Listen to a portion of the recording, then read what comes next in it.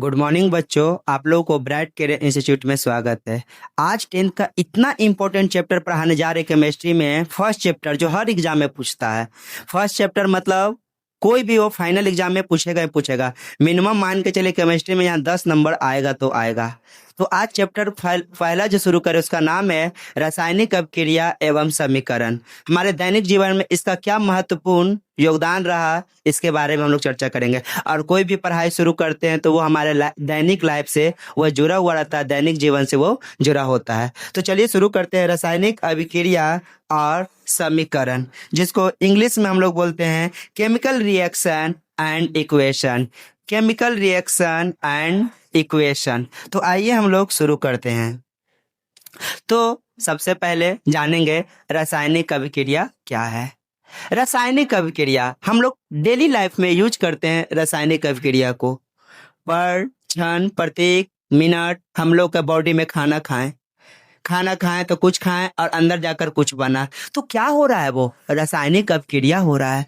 तो कहता है वह प्रक्रिया जहां दो या दो से अधिक पदार्थ आपस में क्रिया करके नए गुण वाले पदार्थ बनाते हैं, उसी को हम लोग बोलते हैं रासायनिक अभिक्रिया। जैसे यहीं पे आप लोग को समझा देते हैं।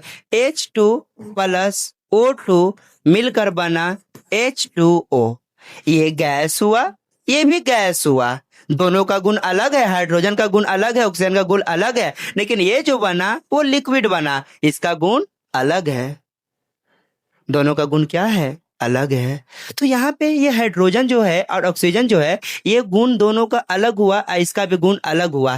तो जो इधर में भाग लेता है उसको हम लोग आज बता देते हैं अभिकारक क्या होता है और प्रतिफल क्या होता है। यह है अभिकारक और यह है प्रतिफल। तो जो रासायनिक अभिक्रिया में भाग लेता है उसी को हम लोग क्या बोलते हैं, अभिकारक। और जो नया पदार्थ बनता है उसी को हम लोग क्या बोलते हैं, प्रतिफल। अभिकारक का मतलब होता है रिएक्टेंट और प्रतिफल का मतलब क्या होता है, प्रोडक्ट। तो जो रासायनिक अभिक्रिया में भाग लेता है उसको अभिकारक और जो नया पदार्थ बनता है उसको प्रतिफल बोलते हैं। तो आप लोगों को समझ में आ गया अभिकारक और प्रतिफल। तो चलिए आगे हम लोग शुरू करते हैं कि एक है अभिकारक। तो यहाँ पे आप लोग अभिकारक देखिए, ठीक ना।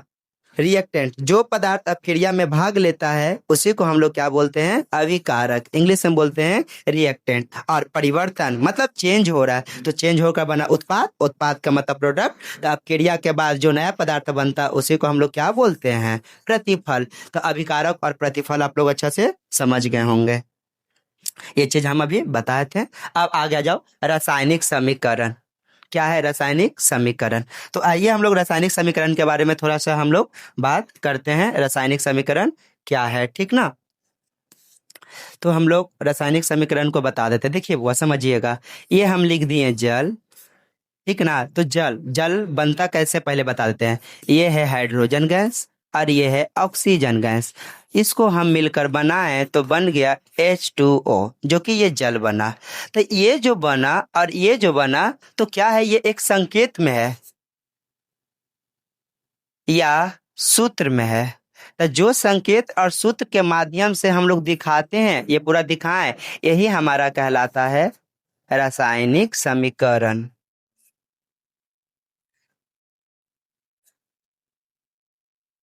कहने का मतलब है जिसको हम संकेत और सूत्र के माध्यम से दिखाते हैं उसी को रासायनिक समीकरण कहते हैं। अगर नहीं समझ में आ रहा तो इसको और अच्छा से समझाते हैं आपको। जैसे देखिए, कोई लिख दिया हिंदी में हाइड्रोजन प्लस कोई लिख दिया ऑक्सीजन और इसको मिलकर बना दिया जल। कोई मान के चलिए उर्दू में लिख दिया हाइड्रोजन प्लस ऑक्सीजन और मिलकर बनाया जल। कोई इंग्लिश में लिख दिया हाइड्रोजन प्लस ऑक्सीजन अब मिलकर बनाया वाटर। तो सब जो है ये अलग है, ये अलग, ये अलग है। जिसका जो लैंग्वेज रहेगा वो समझेगा। लेकिन रासायनिक समीकरण का यूज क्या है, यूज यही है कि पूरा विश्व में जाने की रासायनिक समीकरण क्या होता है, सब इजी वे में समझ जाए। अब कोई हिंदी में लिखा, कोई इंग्लिश में लिखा, कोई उर्दू में लिखा, तो सबका अपना अलग अलग लैंग्वेज होता है। लेकिन केमिस्ट्री कहता है कि नहीं, अलग अलग लैंग्वेज से नहीं चलना है, हमको एक ऐसा लैंग्वेज चलना है कि विश्व में सब लोग समझ जाए कि इसका मतलब क्या है। कहीं भी विश्व में लिख दो H2 मतलब हाइड्रोजन, O2 मतलब ऑक्सीजन, H2 मतलब क्या, वाटर। यही रासायनिक समीकरण है। अब हम लोग आगे की चर्चा करते हैं और दिखाते हैं आगे। देखिए यहाँ पे बना हुआ है, जैसे कि देखिए स्टेप 1 क्या है, देखिए तो स्टेप 1 क्या करा, world equation hydrogen plus oxygen मिलकर जल बना। जैसे कि केमिकल इक्वेशन क्या है, सेकंड देखिएगा आप लोग, थोड़ा सा इसको मिनिमाइज करते, थोड़ा सा ज्यादा नहीं, चलिए यहाँ देखिए, यहाँ पे सेकंड ये क्या करता है, और हाँ ये गैस है, ये गैस है, ये लिक्विड है। ये रासायनिक समीकरण ये भी बताता है कौन पदार्थ किस अवस्था में है। तो एक है ठोस, एक है मतलब एक है ये गैस, गैस इस तरह से ये बनाया गया है। अब हम लोग आगे आते हैं संयोजन अभिक्रिया, जिसको बोलते हैं कॉम्बिनेशन रिएक्शन। क्या बोलते हैं, कॉम्बिनेशन रिएक्शन। तो चलिए हम लोग कॉम्बिनेशन रिएक्शन के बारे में थोड़ा सा हम लोग चर्चा करते हैं, क्या होता है कॉम्बिनेशन रिएक्शन। तो आइए हम लोग शुरू करते हैं आप लोग को और बताते हैं। चलिए आज हम सारा रिएक्शन पहले हम नाम लिखते थे एक एक करके और सबके बारे में बता देते हैं। पहला का नाम है संयोजन अभिक्रिया, दूसरा में है इसी का भाई जिसका नाम है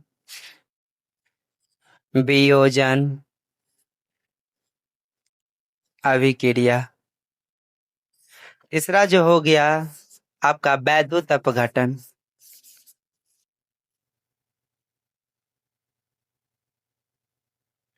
चौथा आपका हो गया एकल विस्थापन, पांचवा में हो गया आपका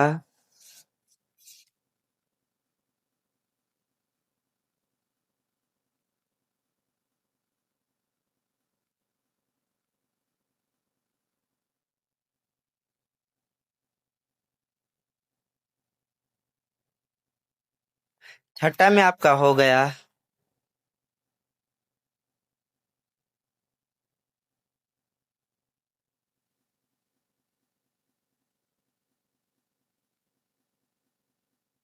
सतमा में हो गया आपका उदासीनीकरण के बाद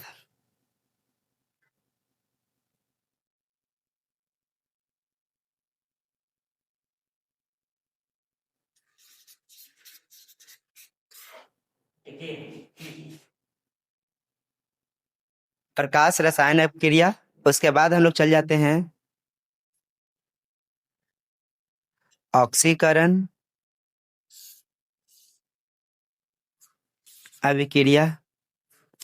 उसके बाद हम लोग आ जाते हैं इसको जो नाइन्थ में है अवकरण अभिक्रिया, और सबसे लास्ट में जो है 10th में रेडॉक्स अभिक्रिया। आप लोग को इतना तो याद रखिएगा, 10 गो रासायनिक अभिक्रिया याद रख लीजिएगा तो बोर्ड में कंफर्म दावा करता हूं कि एक यहाँ से क्वेश्चन पूछेगा, पक्का पूछेगा, नहीं पूछेगा ऐसा हो नहीं सकता है, क्योंकि पहला चैप्टर है बहुत जरूरी है। तो पहला का नाम है संयोजन, संयोजन के लिए से बोलते हैं कॉम्बिनेशन, वियोजन को बोलते हैं डिकम्पोजिशन, वैद्युत अपघटन को बोलते हैं इलेक्ट्रोलाइसिस, एकल विस्थापन को बोलते हैं सिंगल डिस्प्लेसमेंट रिएक्शन, और द्विविस्थापन का मतलब होता है, इसी का अगर बुक में देखेगा तो लिखेगा उभय विस्थापन, उभय विस्थापन अपक्रिया, उभय मतलब डबल होता है। उसके बाद उदासीनीकरण न्यूट्रलाइजेशन, उसके बाद आ जाइए प्रकाश रसायन फोटोसिंथेटिक केमिकल, उसके बाद आ जाए ऑक्सीकरण ऑक्सीडेशन, अपकरण रिडक्शन और रेडॉक्स। तो आज हम लोग पहला चैप्टर के बारे में हम लोग शुरू करें, जो पहला है संयोजन। संयोजन का मतलब होता है दो या दो से अधिक पदार्थ आपस में मिलकर एक नया पदार्थ बन जाता है, तो उसी को हम लोग क्या बोलते हैं, संयोजन। जब दो या दो से अधिक पदार्थ मिलकर एक नया पदार्थ बनाता है, जो मूल पदार्थ और नया पदार्थ रहता है दोनों का गुण एक दूसरे से अलग रहता है, तो उसी को बोलते हैं संयोजन। अब कहेगा भैया नहीं समझे, जैसे मान के चलो ये लड्डू का ये बूंदिया है, फिर बहुत सारा यहाँ पे भी बूंदिया है, अब बहुत सारा बूंदिया को मिलाएं तो एक गोल बना, वो बन गया लड्डू। तो छोटा छोटा बूंदिया बहुत वाला मिलकर क्या बना, लड्डू। जैसे देखो ये हाइड्रोजन पार्टिकल है और ये ऑक्सीजन पार्टिकल है, मिलकर बन गया H2O। तो यहाँ पे दो पदार्थ का जुड़ाव हुआ, जब दो पदार्थ का जुड़ाव हुआ तो इसी को हम लोग क्या बोलते हैं? और इसी को हम लोग क्या बोलते हैं? संयोजन। संयोजन का मतलब होता है जब दो या दो से अधिक पदार्थ आपस में मिलकर एक नया पदार्थ बनता है तो उसी को हम लोग बोलते हैं संयोजन। तो ये हाइड्रोजन और ये ऑक्सीजन मिलकर एक नया पदार्थ बनाया जो मूल पदार्थ और नया पदार्थ है दोनों का गुण अलग है। ये भी गैस, ये भी गैस, और ये जो बना वाटर जो बना, ये जल जो बना वो लिक्विड हुआ। तो संयोजन का मतलब जुड़ाव होता है। संयोजन का मतलब जुड़ाव। तो किसका जुड़ाव? दो या दो से अधिक पदार्थों का। दो या दो से अधिक पदार्थों का जो मिलाप होता है उसी को हम लोग बोलते हैं संयोजन, कॉम्बिनेशन। अब आ जाओ वियोजन। इसका जस्ट उल्टा। संयोजन का मतलब जुड़ाव, अब वियोजन का मतलब क्या होता है? अलगाव। जैसे एक लड़का है और एक उसकी दुल्हनिया है, दोनों कोई का शादी हुआ तो ये पहले लड़का था, ये लोग लड़की थी, दोनों का एक नया रिश्ता बना जो कि बोलते हैं जोड़ा। जोड़ा मतलब क्या? ये अलग लड़का और लड़की अलग, दोनों को शादी हुआ तो क्या हुआ? जोड़ा। मतलब यहाँ पे जुड़ाव हो रहा है, दो रिश्तों का मिलन हो रहा है। तो जब दो रिश्तों का मिलन होता है तो उसी को क्या बोलते हैं? संयोजन। अब कुछ दिन बाद पति पत्नी रहा, अच्छा से बहुत प्यार से रहा, खाइए जी पीजिए जी, बहुत अच्छा चल रहा था। कुछ दिन बाद क्या हुआ कि पत्नी को मेकअप ला कर नहीं दिया पति, कहा अब तेरा साथ हम नहीं रहेंगे, तलाक दो हमको। तो हो गया उसका वियोजन, जिसको बोलते हैं डिकम्पोजिशन। डिकम्पोजिशन का मतलब होता है अलग अलग टूट जाना। जैसे मान के चलो, यहाँ पे समझा देते हैं आप लोगों को, यहीं पे सारा केमिकल रिएक्शन आप लोगों को समझा देंगे बाबू। और जब समझ जाइएगा ना तो याद रखिएगा, कभी नहीं भूलिएगा।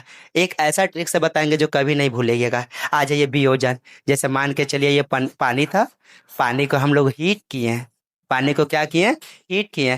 तब पानी वाटर वेपर बनेगा तो हाइड्रोजन अलग और ऑक्सीजन अलग। तो संयोजन का उल्टा वियोजन होता है जब कोई एक बड़ा पदार्थ मिलकर दो या दो से अधिक छोटे पदार्थ में, ठीक ना, जब एक बड़ा पदार्थ है दो या दो से अधिक छोटे पदार्थ में टूटकर नया पदार्थ बना, उसी को हम लोग क्या बोलेंगे? वियोजन। तो संयोजन का उल्टा क्या होगा? वियोजन। ठीक ना। जैसे कि देखिए आप लोग को हम दिखाते हैं यहाँ पे, अपना पीपीटी में दिखाते हैं कहाँ क्या हो रहा है नहीं हो रहा है। देखिए यहाँ पे, यहाँ देखिए, यहाँ पे जो है ये ए है और ये बी है। ये पजल लाइक स्ट्रक्चर है। जैसे पजल, पजल का मतलब हुआ कि आप इसमें अच्छा से समझिए। देखिए यहाँ पे, और थोड़ा सा पेंसिल का मोटाई बढ़ा लेते हैं, ठीक ना। ठीक है, चलिए बैक टिप का, फ्लैग का। देखिए ये है वियोजन, ये ए है ये बी है।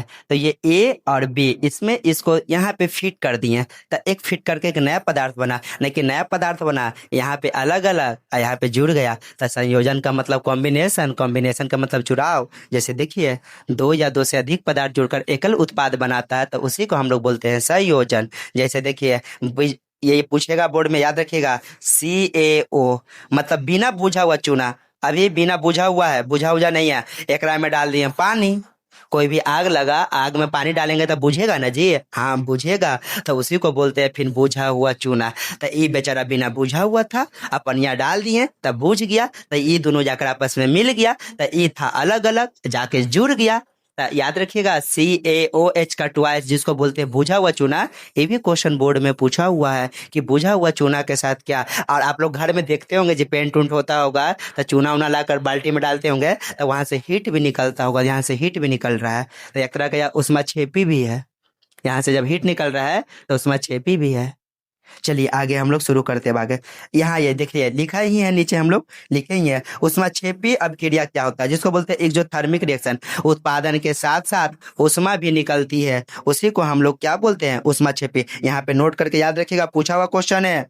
दम याद रखिएगा, दम भी आई। हमारा श्वसन भी एक उष्माक्षेपी अभिक्रिया। दौड़ कर तेजी से आओ और रुको थोड़ा सा, बॉडी से पसीना निकलेगा तो क्या है ये? उष्माक्षेपी। और यहाँ पे देखिए उष्मा निकल रहा है। यहाँ पे दो चीज याद रखिएगा, आप लोगों को बता देते हैं, एक होता है उष्माक्षेपी और एक होता है उष्माशोषी। जहाँ पे रासायनिक अभिक्रिया में मान के चले यहाँ पे अभिक्रिया हुआ, यहाँ पे उष्मा की जरूरत पड़ेगा तो यह हो गया उष्माशोषी। और जब बाहर निकलेगा, रिलीज होगा उष्मा, तो इसको बोलेंगे उष्माक्षेपी। आइए आगे हम लोग आगे बताते हैं आप लोग को। यहाँ पे अब आ जाइए फिर से, तो अब आ जाओ वैद्युत अपघटन। क्या नाम है? वैद्युत अपघटन। वैद्युत अपघटन का मतलब क्या होता है? देखिए यहाँ पे आप लोग, और फिर से बता रहे हैं इसको हम, समझिएगा। यहाँ पे हम देखिए, यहाँ पे ध्यान दीजिएगा।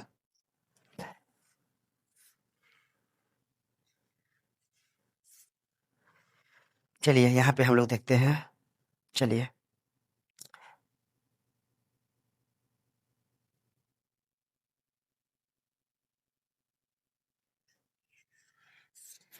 देखिए यहाँ पे थोड़ा सा नया नया थोड़ा सा होता है गलती, कोई बात नहीं है।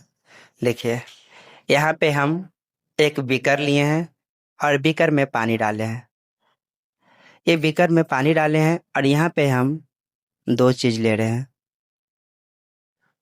एक कैथोड और एक एनोड। क्या होता है? एक प्लस चार्ज और एक माइनस चार्ज। यहाँ पे क्या कर रहे हैं? इसके साथ हम विद्युत धारा प्रवाहित करते हैं। इस तरह से समझिएगा, एक बार समझिएगा, कभी नहीं भूलिएगा। यहाँ से करंट पास कर रहे हैं, प्लस वाला को हम लोग बोलते हैं एनोड और माइनस वाले को हम लोग बोलते हैं कैथोड। बहुत सारे बच्चा लोग गलती करते हैं, कौन एनोड कौन कैथोड, प्लस माइनस में बहुत दिक्कत होता है। तो देखो यहाँ पे हम ट्रिक बता रहे हैं, कोई ऐसा बताया नहीं होगा। मेरा है थोड़ा सा कैजुअल है, मैथ की तरह। Cathode minus minus plus, plus minus minus, anode. बहुत लोग को डाउट रहता है, माइनस माइनस प्लस, हो गया प्लस। ये हो गया कैथोड माइनस, एनोड प्लस। ये याद करने का तरीका है, याद रखिएगा, ठीक ना। अब यहाँ पे हम लोग वैद्युत अपघटन में विद्युत धारा डालेंगे। क्या डालेंगे? विद्युत धारा।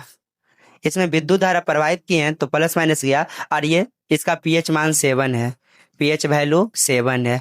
पीएच वैल्यू 7 है मतलब ये डिस्टिल वाटर है। डिस्टिल वाटर में करंट कभी भी पास नहीं करता है। तो जब पास नहीं करेगा तो यहाँ पे तो डिकम्पोजिशन होगा नहीं, मतलब कि वैद्युत का अपघटन होगा नहीं, टूटेगा नहीं। अपघटन का मतलब होता है टूटना। अब इसमें हम लोग दोस्त को बोले दोस्त, इसमें देखो दोस्त को बोलेंगे दोस्त। यहाँ पे थोड़ा सा, कोई बात नहीं, पॉज थोड़ा सा कर देना। अब हम लोग पीएच वैल्यू 7 का बात करें तो पीएच वैल्यू 7 का मतलब होता है कि इसमें करंट पास नहीं करेगा। अब पास नहीं किया, दोस्त के बोले दोस्त इसमें हाथ डालो ना, तो बोलेगा कि नहीं तुम डाल के दिखा देना करंट पास करके, नहीं होगा। लेकिन जैसे ही नमक डलवाएगा, NaCl डलवाएगा और कहेगा दोस्त डालो ना, तब पता चलेगा करंट मार रहा है। तो ये सब काम नहीं करना है, हम बता रहे हैं, ठीक है ना। ये सब घर पर दोहराइएगा नहीं। तो अभी इसमें करंट पास किया था Na और Cl। तो Na वाला क्या होता है? Na जो टूटता है Na प्लस में और Cl माइनस में। तो अब क्या होता है? प्लस माइनस जो होता है एक्सचेंज होता है। क्या होता है? एक्सचेंज होता है। प्लस वाला जाएगा माइनस के पास और माइनस वाला जाएगा प्लस के पास। Na जाएगा प्लस के पास, Cl जाएगा, मतलब प्लस वाला जाएगा माइनस के पास और माइनस वाला जाएगा प्लस के पास। जैसे कोई दो गो दोस्त है, बोला दोस्त भूख लगल है, तब बोलना दो गो दोस्त है, दो गो दोस्त है। बेचारा बोला, बना देते हैं इसको बेचारा को, ये बोला दोस्त भूख लगल है, बर्गर खिलाओ ना, ठीक ना। तो यहाँ पे एक लड़का है और दूसरा भी लड़का है। बोला भाई भूख लगल है, पिज्जा खिलाओ ना। बोला नहीं नहीं नहीं, पैसा नहीं यार, पॉकेट में देखो पैसा नहीं है। पैसा तो ही नहीं, लेकिन यहीं पे एक इस तरह के बेचारी आई, ये लड़का से बोली बहुत भूख लगल है, पिज्जा खिलाओगे? कह पिज्जा, ऐसा वैसा पिज्जा नहीं खिलाएंगे, चलो तुमको महंगा वाला पिज्जा खिलाएंगे जो सबसे नामी होगा। तो इस तरह से कहने का मतलब एक है प्लस और एक है माइनस। तो प्लस वाला जाता है माइनस की ओर और माइनस वाला जाता है प्लस की ओर। तो यहाँ पे देखिए Na प्लस है तो प्लस वाला कहाँ जाएगा? कैथोड के पास। और Cl माइनस है तो माइनस वाला कहाँ जाएगा? एनोड के पास। यहाँ पे हुआ वैद्युत अपघटन। जहाँ पे प्लस और माइनस में टूटता है, कैथोड और एनोड में टूटता है, उसी को हम लोग बोलते हैं वैद्युत अपघटन। जैसे एक और एग्जांपल इसमें लेकर हम लोग दिखाते हैं आप लोग को, और समझिएगा। जैसे KCl, तो K टूटेगा प्लस में, Cl टूटेगा माइनस में, माइनस वाला जाएगा प्लस के पास, प्लस वाला जाएगा माइनस के पास। तो इस तरह का चेंजेस होते रहता है। तो आप लोग को वैद्युत अपघटन समझ में आ गया होगा। और शुद्ध जल का pH मान 7 होता है और यहाँ पे करंट पास नहीं होता है, तो इसी को बोलते हैं वैद्युत अपघटन। अति आयन में टूटे, आयन का मतलब एक प्लस और एक माइनस में। इस तरह का आप लोग को समझ में आ गया होगा। अब हम लोग आगे आते हैं, वैद्युत अपघटन भी समझ लिए, अब समझेंगे एकल विस्थापन। तो एकल विस्थापन से पहले हम लोग बात करते हैं विस्थापन का मतलब क्या होता है। आइए हम लोग विस्थापन का मतलब समझाते हैं। विस्थापन अभिक्रिया, विस्थापन अभिक्रिया, देखिए थोड़ा सा टाइम लगेगा, वीडियो थोड़ा जाएगा, आप लोग को नहीं होगा तो 2 पार्ट में बनाएंगे, लेकिन हाँ समझा कर, ये ऐसा समझाएंगे कि दोबारा कोई ऐसा नहीं समझाया होगा। देखिए यहाँ पे विस्थापन, विस्थापन का मतलब होता है डिस्प्लेसमेंट रिएक्शन, रिएक्शन को शॉर्टकट में लिखते हैं RXN, डिस्प्लेसमेंट रिएक्शन। विस्थापन, विस्थापन का मतलब है, केमिस्ट्री को भी पढ़ाएंगे आप लोग को, थोड़ा मजेदार लगेगा कि हाँ क्या पढ़ाए हैं। दो गो दोस्त था, आपस में बैठकर बात कर रहा था, गप्पा कर रहा था कि खाया पिया। हाँ वो उसका दोस्त आया 50 रुपया के बर्गर लेकर, कहा दोस्त हम बर्गर लाए हैं 50 रुपया के। ये दोस्त कहा चल चल निकल निकल निकल। यहाँ से ही दोस्त बेचारा यहाँ से ये यहाँ चला गया और इसके साथ हट गया। मतलब पदार्थ का एक जगह से दूसरे जगह जाना ही क्या कहलाता है, विस्थापन। विस्थापन का मतलब एक पदार्थ दूसरे पदार्थ के साथ चल जाता है, उसी को बोलते हैं विस्थापन। तो विस्थापन जो है वो निर्भर करता है रिएक्शन पर, रिएक्टिविटी पर, किसका कितना रिएक्टिविटी है। जिसका ज्यादा रिएक्टिविटी होगा वो उसके साथ जाएगा, ठीक ना। चलिए तो अब हम लोग आगे करते हैं विस्थापन। तो विस्थापन का 2 गो भाग होता है। विस्थापन का कितना भाग, 2। तो एक होता है एकल विस्थापन, एक होता है एकल विस्थापन, और एक जो होता है द्विविस्थापन, या उसी को हम लोग बोलते हैं उभय विस्थापन। द्विविस्थापन को बोलते हैं उभय, डबल डिस्प्लेसमेंट। सिंगल मतलब एक पदार्थ का विस्थापन, और डी मतलब डबल, डबल का मतलब एक्सचेंजेस, डबल का मतलब क्या होता है, एक्सचेंजेस। जैसे आप लोग को समझा देते हैं, जैसे देखिए यहाँ पे, यहाँ पे ए है कोई, और यहाँ पे है ए बी है कोई, देखिएगा समझिएगा, यहाँ पे कोई ए बी है और प्लस इसमें एक्स है। तो जो नया का रिएक्शन बनेगा वो ए अलग और प्लस बी और एक्स अलग। बी था इसके साथ, बी इसके साथ चल गया। तो जब एक वस्तु का रिप्लेस हुआ तो इसको बोलते हैं एकल विस्थापन। अब द्वि विस्थापन में समझिएगा आप लोग क्या होता है द्वि विस्थापन। यहाँ पे एगो है ए और बी, प्लस है एक्स और वाई। तो जो नया पदार्थ बनेगा वो बनेगा ए एक्स प्लस बी वाई। यहाँ पे 2 पदार्थ का डिस्प्लेसमेंट हुआ। देखिए ए बी एक्स वाई, तो ए को गया एक्स के साथ और बी गया वाई के साथ। यहाँ पे 2 पदार्थ का रिएक्शन हुआ, तो इसको क्या बोलेंगे, डबल डिस्प्लेसमेंट, और इसको बोलेंगे सिंगल डिस्प्लेसमेंट, मतलब एकल विस्थापन और द्वि विस्थापन। अब आप लोग को एग्जाम्पल लेकर हम आगे की ओर दिखाते हैं।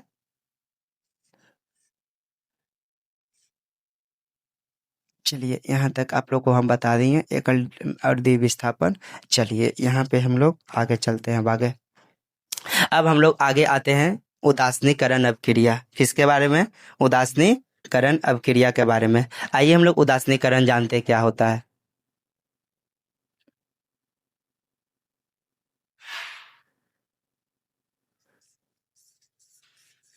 उदासीनीकरण का मतलब न्यूट्रलाइजेशन। ई है ए, ई है बी, और मिलकर बना एस।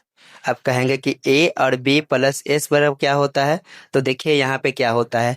ए का मतलब होता है एसिड, और बी का मतलब होता है बेस, और एस का मतलब होता है साल्ट। अब कहेगा भैया हिंदिया में लिख दीजिए ना, काहे से कर रहे हैं आप, लीजिए। अम्ल प्लस क्षार और मिलकर बनता है क्या, लवण।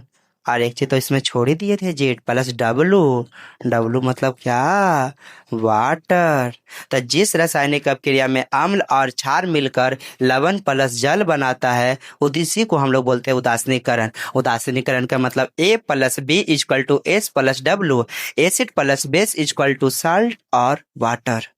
अम्ल प्लस क्षार मिलकर क्या बना, लवण और जल। तो अम्ल और क्षार मिलकर बना लवण और जल, तो इसी को हम लोग बोलते हैं उदासीनीकरण। याद रखिएगा, सेकंड चैप्टर इसी पर टिका हुआ है।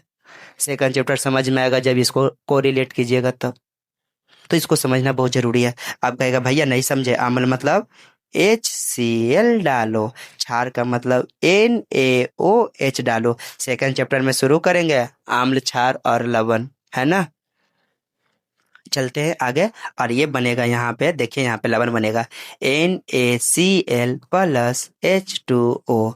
तो अम्ल और क्षार मिलकर बना लवण और जल। अब हम लोग आगे चलते हैं और आगे का बात हम लोग बताते हैं। अब उदासीनीकरण भी हो गया। अब हो गया प्रकाश रसायन अभिक्रिया। वैसा रासायनिक अभिक्रिया जिसमें प्रकाश उपस्थित हो, प्रेजेंट ऑफ लाइट।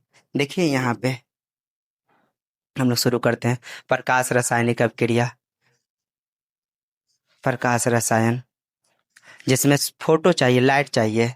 जैसे ये है हाइड्रोजन और ये है क्लोरीन, और इसमें सनलाइट प्रकाश दीजिएगा तो बनेगा ये HCl, ठीक ना। तो जिसमें प्रकाश की उपस्थिति होता है उसी को हम लोग बोलते हैं प्रकाश रसायन। वैसा रासायनिक अभिक्रिया, वैसा रासायनिक अभिक्रिया, वैसा रासायनिक अभिक्रिया जिसमें क्या हो, प्रकाश हो, जिसमें प्रकाश हो, प्रकाश मतलब सनलाइट हो, उपस्थित हो। जैसे कि CO2 प्लस H2O, यहाँ पे दिए सनलाइट और नीचे में दिए सनलाइट मतलब सूर्य का प्रकाश दिए, यहाँ सूर्य का प्रकाश दिए यहाँ, और यहाँ दिए क्लोरोफिल,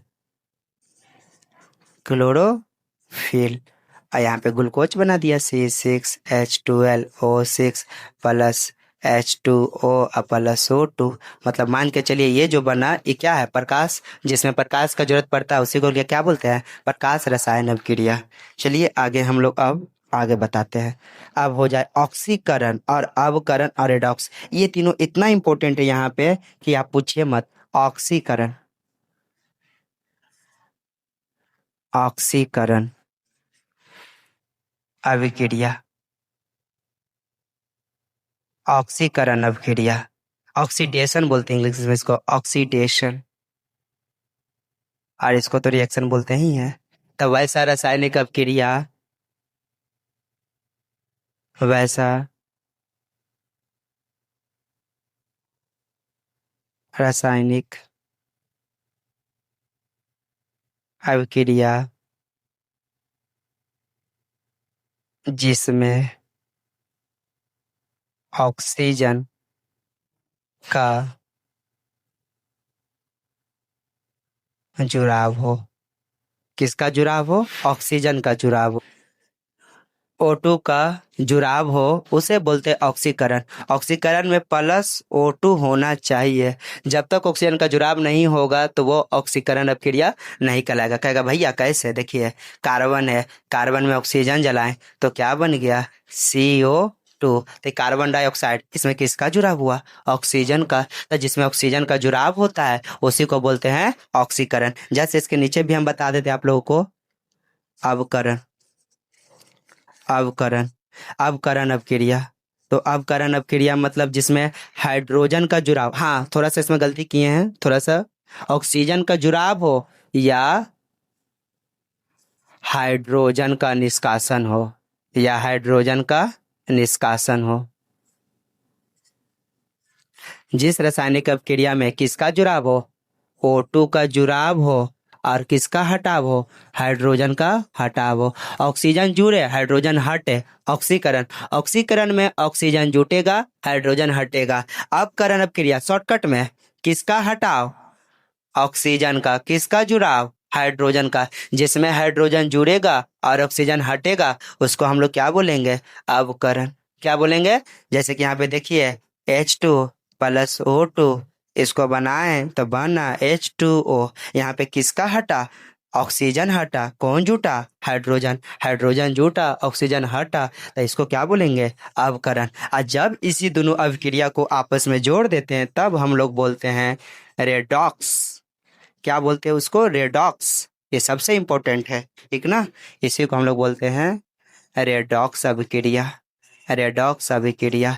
तो जिसमें रासायनिक अभिक्रिया में ऑक्सीकरण और अवकरण दोनों साथ साथ होता है इसी को हम लोग बोलते हैं रेडॉक्स। वह रासायनिक अभिक्रिया जिसमें ऑक्सीकरण और अवकरण दोनों साथ साथ होता है उसको हम लोग क्या बोलते हैं, रेडॉक्स। चलिए पूरा हम आप लोग को बता दिए। अब देखिए हम लोग आगे अब शुरू करते हैं अपना आगे का कहानी। कुछ कुछ चीज छूट गया था, उसको बता देंगे, कोई बात नहीं। आइए कुछ कुछ बात अब शुरू करते हैं। आइए अब रसायन विज्ञान का एक ना शुरू करते हैं इसमें और आप लोग को बताते हैं। चलिए देखिए, रसायन विज्ञान का स्वर्ण नियम, द्रव्यमान संरक्षण का नियम, the law of conservation of mass. ना तो पदार्थ का निर्माण कर सकते हैं, न ही पदार्थ का नाश कर सकते हैं, किंतु पदार्थ एक रूप से दूसरे रूप में क्या होता है, परिवर्तन होता है। कभी भी एनर्जी का नहीं क्रिएट करते हैं, नहीं उसको डिस्ट्रॉय करते हैं, बट एनर्जी वन रूप से मतलब एक रूप से दूसरे रूप में क्या होता है, परिवर्तन होता है। यही होता है रसायन विज्ञान में स्वर्ण नियम, द्रव्यमान संरक्षण का नियम। देखिए यहाँ पे किसी भी रासायनिक अभिक्रिया में द्रव्यमान ना तो नष्ट होता है और न ही उत्पन्न होता है। सर, अभिकारक में परमाणुओं की कुल संख्या बराबर उत्पादन में परमाणुओं की कुल संख्या, मतलब दोनों बराबर होगा। जैसे यहाँ पर H2 और प्लस O2 मिलकर बना दिए H2O, तब बवंडर मिस्टेक हो जाएगा जी। हाइड्रोजनमा दो गो है, ऑक्सीजनमा दो गो है, हाइड्रोजनमा दो गो, ऑक्सीजनमा का रामर भैया कहाँ गया बताओ? कुछ नहीं। इसको हम लोग संरक्षण का नियम में हम दो तरह का पढ़ाएंगे रासायनिक समीकरण, जो एक होता है संतुलित, देखिए बंटवारा बना हुआ है, बना दिए हैं। ये है असंतुलित, देखिए हाइड्रोजन दो गो है, यहाँ देखिए हाइड्रोजन दो गो है, ऑक्सीजन दो गो है। यहाँ पे हाइड्रोजनमा तो दो गो है लेकिन ऑक्सीजनमा एक गो है, अनबैलेंस हो गया, हटाओ। और रासायनिक अभिक्रिया में जब भी हम लोग पढ़ते हैं तो असंतुलित वाला नहीं पढ़ते हैं, असंतुलित वाला नहीं पढ़ते हैं, जब भी पढ़ते हैं हम लोग संतुलित वाला पढ़ते हैं। देखिए नीचे यहाँ पे लिखा हुआ है। यही कारण है कि हमें हर समीकरण को संतुलित करना पड़ता है। जब तक संतुलित नहीं कीजिएगा दिक्कत हो जाएगा। किसके तहत? द्रव्यमान संरक्षण के नियम के तहत। तो हम लोग को संतुलित करना जरूरी है। जैसे कि आगे देखिए यहाँ पे हम लोग यहाँ पे आपको बताते हैं। जैसे ये O2 हुआ, अरे O2 H2 हुआ, O2 हुआ, ये बन गया H2O। संतुलित करने के लिए थोड़ा सा समझा रहे हैं। तो हाइड्रोजन दो गो है, ऑक्सीजनमा के गो है, दो गो है। यहाँ हाइड्रोजनमा के गो है, दो गो। यहाँ ऑक्सीजनमा के गो है, एक गो। घोर अन्याय हो गया भाई। यहाँ हाइड्रोजन दो, ऑक्सीजन दो, और यहाँ पे एक, ये ऐसे है। तो इसको दो से गुना करेंगे, तो यहाँ पे दो से गुना करेंगे तो ये चार हो जाएगा, और दो एकम दो हो जाएगा, हो गया। यहाँ पे देखिए हाइड्रोजन दो गो, यहाँ दो से गुना कर दीजिए, हो गया सब इक्वल। यही हो गया संतुलित। ये जो बन गया संतुलित रासायनिक समीकरण। और जब भी हम रासायनिक समीकरण पढ़ते हैं तो संतुलित ही पढ़ते हैं हम लोग। आइए हम लोग आगे चलते हैं। हम लोग बताए थे सब, देखिए यहाँ पे विस्थापन को हम लोग बताए थे वहां पे। यहाँ पर ध्यान दीजिएगा क्या होता है। अधिक शक्तिशाली अब क्रियाशील तत्व कम शक्तिशाली तत्व को, उसके यौगिक को बाहर निकाल देता है। बोले थे ना, जब कोई दोस्त में कोई लड़की आ जाता है दोस्त, तो लड़का वाला तो उसको वैल्यू नहीं देता है, वो अधिक शक्तिशाली होता है। कमजोर वाला कहता है चल निकल, आ गया चलते हम, अब चल जाता है। उदाहरण, लोहे को कील और कॉपर सल्फेट, देखिए FeCuSO4, ये अधिक क्रियाशील है। ये खिलाएगा बेचारा क्या चाहिए, पिज्जा। ये पिज्जा खिलाएगा। ये जो है, ये लड़का है जो बेचारा क्या खिला रहा है, बर्गर खिला रहा है। तो बर्गर वाला के साथ ही लड़कियां रहेगी, कहेगी बट तू बर्गर खिलाते हैं, यहाँ ये पिज्जा खिलाते हैं, हम पिज्जा खाम के बर्गर खाम, ठीक ना। तो ये बेचारा क्या किया, FeSO4 और Cu को अलग, गजब हो गया। ठुकरा के मेरा प्यार मेरा इंतकाम देखेगी। बेचारा कॉपर अलग और Fe साथ में चल गया, कोई बात नहीं, लेकिन बेचारा मेहनत किया। आज के समय में जाइए कॉपर का तार बहुत महंगा मिलेगा, यहीं पर इसका बेचारा को ठुकरा दिया गया था। यहाँ पे ये इंतकाम वाला पूरा पढ़ा लिखा मेहनत किया, इतना स्ट्रोंग बन गया कि आज कॉपर का तार बहुत महंगा है। कॉपर का तार प्रयोग करते हैं ना, बहुत महंगा था। क्यों? लोहवा को बोला जाओ रे, कोई बात नहीं है। यहाँ पे इसको धोखा मिला था, धोखा मिला, कोई बात नहीं है, आगे चल गया। यहाँ पे याद रखिएगा CuSO4 को बोलते हैं नीला थोथा। कौन थोथा? नीला थोथा। याद रखिएगा, थोथा मतलब थोथना, ठीक ना। तो ये नीला थोथा है और ये क्या है, हरा थोथा, हरा कशिश बोलते हैं इसको। याद रखिएगा, पूछा हुआ है। ये ग्रीन विट्रोल है ना। कौन है ये ग्रीन, ये ब्लू ग्रीन, सॉरी ये ब्लू है, क्या है ये, ब्लू विट्रोल, और इसको बोलते हैं ग्रीन विट्रोल। पूछा हुआ है CuSO4 और FeSO4। यहाँ पे विस्थापन किया था। चलिए आगे, यहाँ देखिए आप लोग थोड़ा सा समझिएगा, टाइम लगेगा। आयरन कॉपर से अधिक ताकतवर है, इसलिए उसने कॉपर को विस्थापित कर दिया और विलय का रंग नीला से क्या हो गया, हरा हो गया। ये बोर्ड में पूछा हुआ है, तो पूछा हुआ है। कॉपर यहाँ पे देखिएगा, लोहा यहाँ पे अधिक शक्तिशाली है, कॉपर को कहा चल निकाल, हमरा जाए दे, तो ये FeSO4 के साथ गया, कॉपर अलग हो गया। चलिए यहाँ पे आगे याद रखिएगा, इसको बोलते हैं नीला थोथा, इसको बोलते हैं हरा थोथा। ये विस्थापन हुआ, लेकिन के गो हुआ, ए गो हुआ, इसलिए इसका नाम है एकल विस्थापन। एकल विस्थापन।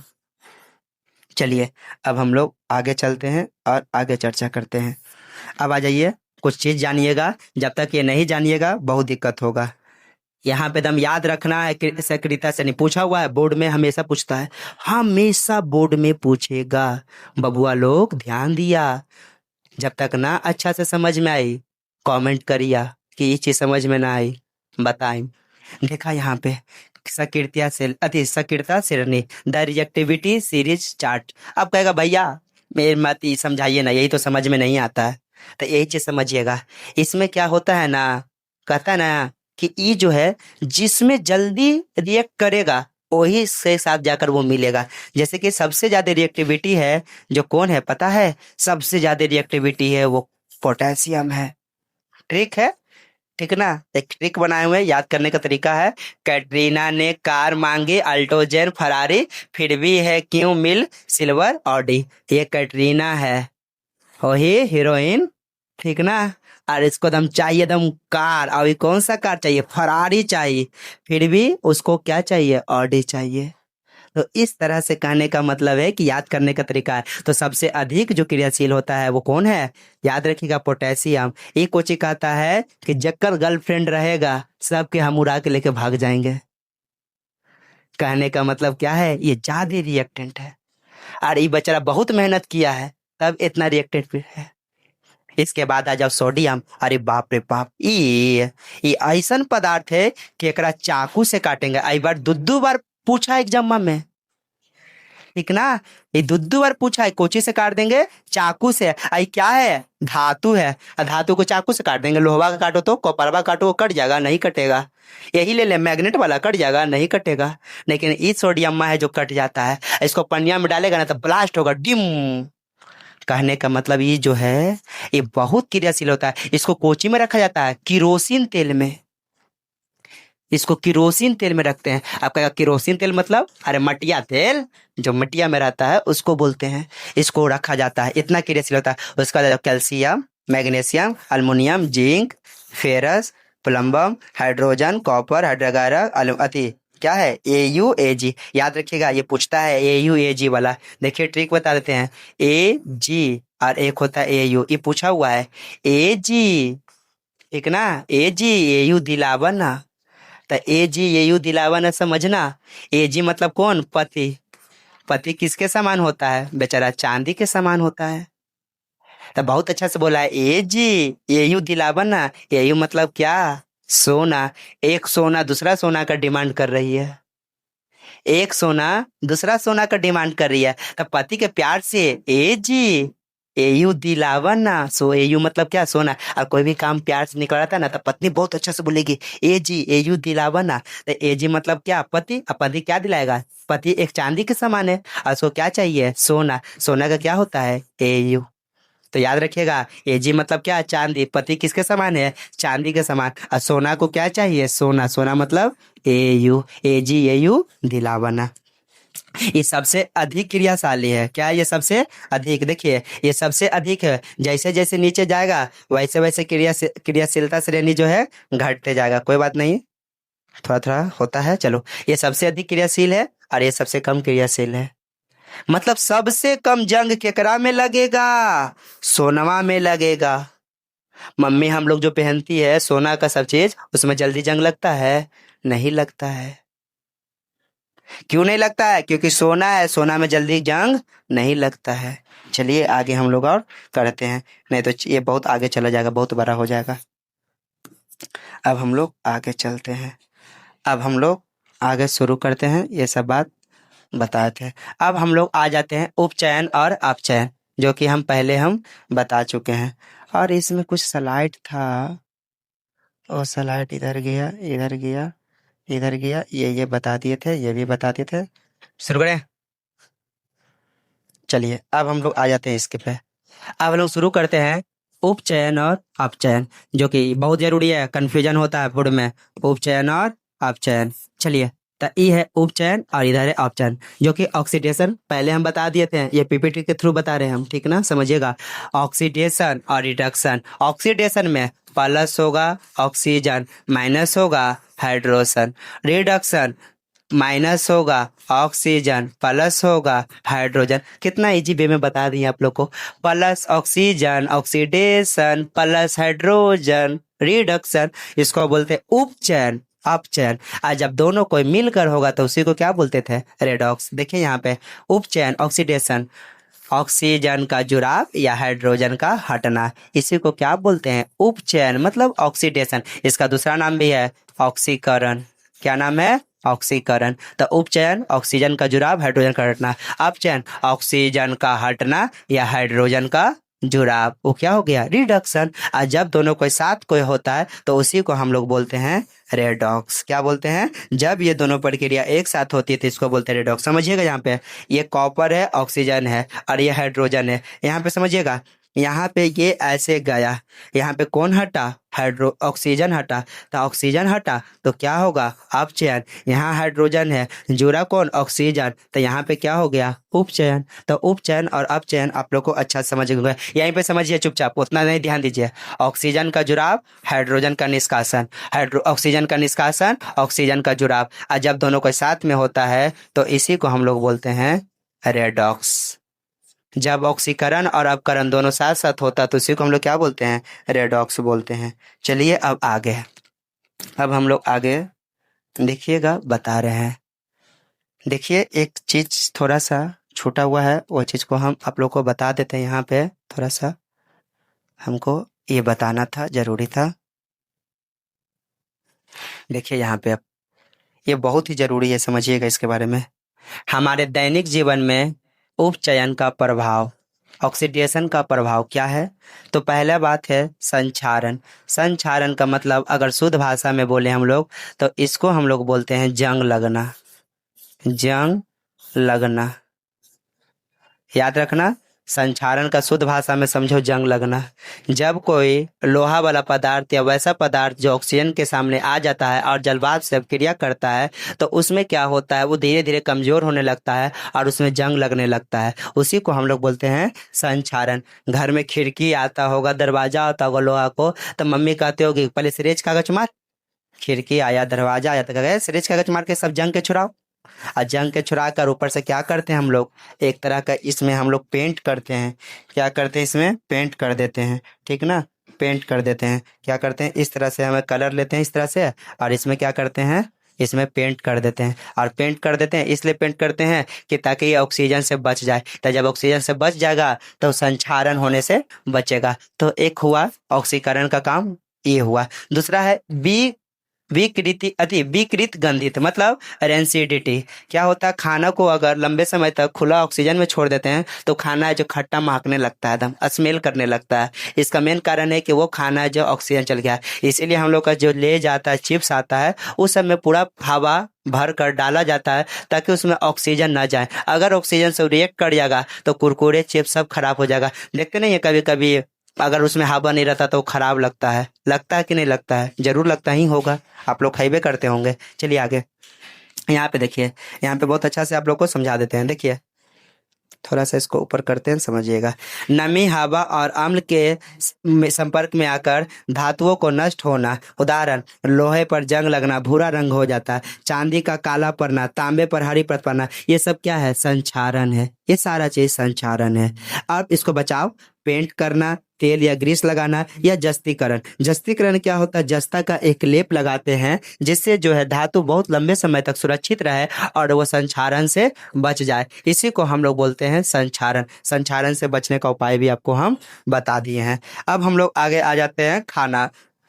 हवा के संपर्क में आने से तेल और वसा का उपचयन होना जिससे खाने का स्वाद गंध खराब हो जाता है। बचाव, वायुरोधी बर्तन, फ्रिज का उपयोग, चिप्स के पैकेट में नाइट्रोजन गैस भरना जो ऑक्सीजन को रोकता है। हाँ, क्या करते हैं, ऑक्सीजन से बचने के लिए हम लोग फ्रिज का उपयोग करते हैं। घर में मम्मी जो है इस तरह का आता होगा आप लोग को, देखिए यहाँ पे, यहाँ पे देखिएगा, समझिएगा, आप लोग को समझा देते हैं। इस तरह से एक पोर्ट वाला बर्तन आता है, एकरा में रोटी रखाता है। रोटियां काहे लगे पोर्ट में रखाता है? ताकि वो खराब ना हो, हवा हुआ ना जाए। अगर कोई भी खाना को बचा के रखना है, निमकी उमकी, हम लोग के छठ में या किसी भी चीज में प्रोग्राम होली में होता है तो निमकी ठेकुआ छनाता है, तो सबको डब्बा में मम्मी पैक करती है, रख देती है ताकि उसमें हवा ना जाए। और जिसमें हवा नहीं जाता है वो खाना लंबे समय तक, ऑक्सीजन नहीं जाता वो खाना लंबे समय तक अच्छा रहता है। चिप्स वाला पॉकेट में नाइट्रोजन गैस डालता है ताकि हाइड्रोजन अति ऑक्सीजन में ना जाए, अगर ऑक्सीजन में जाएगा तो खराब हो जाएगा।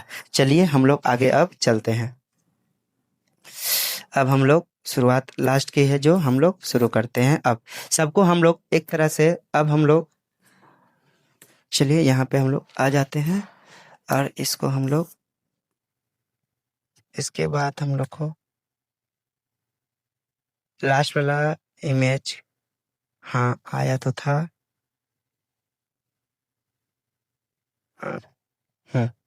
चलिए अब लास्ट में इसको हम लोग कवर कर लेते हैं टोटल क्या है नहीं है। देखिए अब यहाँ से हम लोग देख लेते हैं लास्ट का। ये देखिए अब सब चीज रासायनिक अभिक्रिया और इसके बारे में हम लोग चर्चा कर रहे थे। देखिए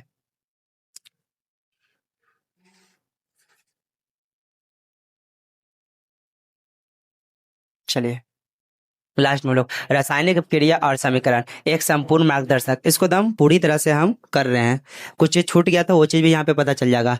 अभिकारक बनाम उत्पाद, जो रासायनिक क्रिया में भाग लेता है उसी को हम लोग बोलते हैं अभिकारक, और जो नया पदार्थ मिलकर बनता है उसको क्या बोलते हैं? उत्पादन। रासायनिक अभिक्रिया को संतुलन, रासायनिक अभिक्रिया को संतुलन करना इसलिए जरूरी है, रासायनिक समीकरण को इसलिए जरूरी करना है संतुलन, ताकि द्रव्यमान संरक्षण का हम लोग पढ़े थे कि नहीं तो पदार्थ का निर्माण होता है, नहीं पदार्थ का नाश होता है, किंतु पदार्थ एक रूप से दूसरे रूप में हम लोग बदल सकते हैं। अब हम लोग बताए थे आपको संयोजन और वियोजन। संयोजन का मतलब होता है दो पदार्थ का जुड़कर एक नया पदार्थ बनना, और वियोजन का मतलब होता है कोई भी एक बड़ा पदार्थ जो है दो या दो से अधिक छोटे पदार्थ में टूट जाना। संयोजन का मतलब शादी करना और वियोजन का मतलब तलाक।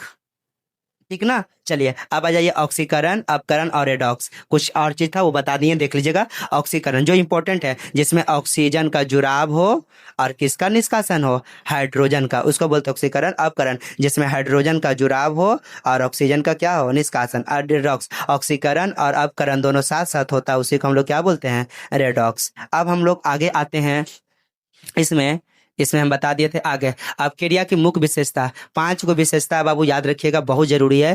पहला गैस का उत्पत्ति, दूसरा है अवक्षेप का बनना, तीसरा है ताप में परिवर्तन, चौथा है रंग में परिवर्तन, और पांचवा है अवस्था में परिवर्तन। इस तरह जो रासायनिक अभिक्रिया की 5 विशेषता। गैस की उत्पत्ति का मतलब क्या हुआ? मान के चलिए ये हम लोग कीने हैं, पानी डाले हैं, पानी में डाले हम लोग इनो, तो इनो डालते हैं तो एक तरह से वहां से गैस निकलता है, तो यहाँ पे क्या हुआ? गैस की उत्पत्ति हुआ।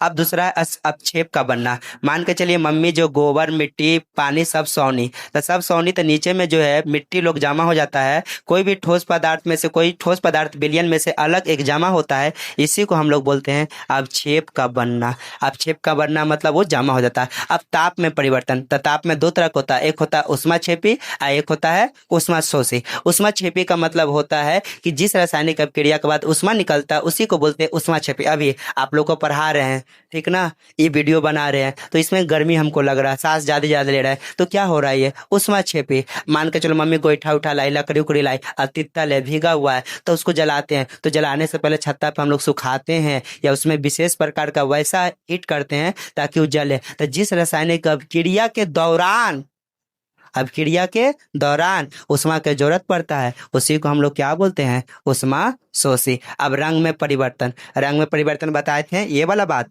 CuSO4 था तो ये कैसा था जी? ये था तुम्हारा नीला था, और इसी को हम लोग चेंज किए थे FeSO4 में, तो क्या हो गया था? हरा। क्या रंग में परिवर्तन हुआ? नीला से हो गलवानी हरा, है ना। अब हम लोग आ जाते हैं अवस्था। अवस्था में परिवर्तन ये भी बता देते हैं, काहे लगी छोड़े, एकरो बता देते हैं। जैसे H2 gas plus O2 gas मिलकर बना H2O लिक्विड। क्या हुआ? अवस्था में परिवर्तन हुआ, 2 गो गैस था, एगो लिक्विड बना, ये चीज हुआ। चलो अब हम लोग आगे आते हैं, शुरू करते हैं विस्थापन और उभय विस्थापन। विस्थापन का मतलब एकल, विस्थापन का मतलब एकल, और उभय का मतलब द्वि। जहाँ पर एक वस्तु का डिस्प्लेस होता है उसे एकल, और जहाँ पर दोनों का हो उसे बोलते हैं डबल डिस्प्लेसमेंट। ठीक ना। उदासीनीकरण बता दिए थे, A+B मिलकर बनेगा S+W। अम्ल और क्षार मिलकर क्या बना दे, लवण और जल, तो उसी को लोग क्या बोलते हैं, उदासीनीकरण। हम लोग अब आगे आ जाते हैं, यहाँ पे थोड़ा सा इसमें ऊपर बता देते हैं हमारे दैनिक जीवन में ऑक्सीकरण अपकरण का। तो यही है संचारण, धातुओं का क्षय मतलब जंग लगना, और दूसरा विदग्रित भोजन को क्या होना, दुर्गंध होना, भोजन को दुर्गंधित करना। और इसका हम एक जो है ज्वाला और दहन, थोड़ा सा छोटा सा है, वो वीडियो हम बाद में बताएंगे। यहाँ तक के लिए आज के लिए क्लास रहने देते हैं, सेकंड वीडियो अपलोड करेंगे, ठीक ना। अगर आप लोगों को समझ में जो आया होगा ठीक है, नहीं आया होगा कमेंट कीजिएगा, हम उसको बेस्ट से बेस्ट बनाएंगे। और आप लोग से उम्मीद करते हैं इसको बनाने में बहुत मेहनत लगा है। वीडियो को लाइक कीजिए, सब्सक्राइब कीजिए और बड़का बड़का घंटा जरूर दबाइए और दोस्त को भी भेजिए। जय धन्यवाद।